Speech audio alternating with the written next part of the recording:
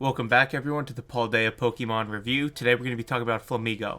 Now before we get started, I just want to specify that this video is going to focus specifically on singles.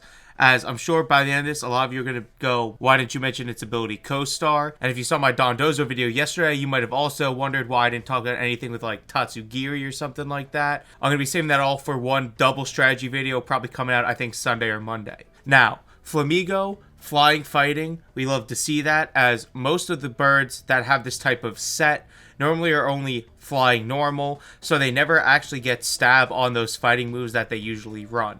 Now already comparing it to other of like the regional birds, Flamigo definitely already too is going to be running the same stuff. So I got two movesets here, both very similar, but both pretty effective. So first things first, we'll take a look at the stats.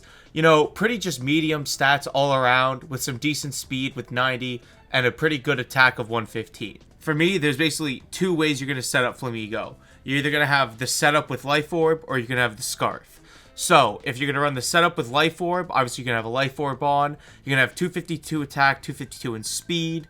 And in this one, you're going to invest more into speed as your setup is going to be going into your attack. Now, the two setup moves that Flamigo gets is Bulk Up and Swords Dance. Bulk Up is +1 attack and defense, so if you want to also get some defensive bulk in there, you can do that. But Swords Dance is a +2 to attack if you want to just hard focus on your offense capabilities. The two moves you're also going to run with both of these sets is Brave Bird and Close Combat. Brave Bird, obviously one of the strongest flying type moves that a flying type can have. One of the strongest flying type moves that a flying type can have. And Close Combat, another incredible fighting type move. Now the main thing for both of these sets, especially with why we like Flamigo definitely being flying and fighting this time, is because of its first ability, Scrappy.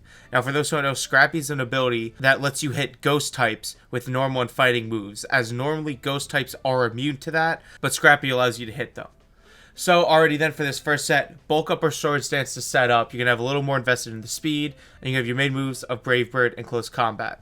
Now on top of that, it does get some other decent moves like Throat Chop and Liquidation, but for the most part, you also probably want to run U-Turn as a way to switch out potentially. Another good setup move too, though, that also pairs with Flamigo is Tailwind, especially if you're going to set up potentially, you could get yourself a free Tailwind for you and your team to ensure that you can outspeed your opponent, as Tailwind doubles the speed of your Pokemon for 4 turns. Now for this next set, you're going to be running pretty much the exact same thing, except this time we're going to be running a Choice Scarf and investing a little more into the attack by using an Adamant Nature.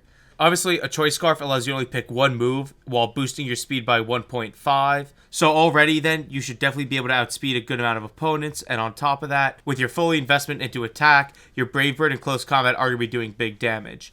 We're definitely going to keep Brave Bird, Close Combat, and U-Turn here, because obviously Scarf U-Turn is a good way where if you maybe lead off with Flamigo and you find you're in a bad position, hopefully with the Scarf you can at least hit the opponent and get some chip damage to maybe break a Focus Sash before you actually then switch out.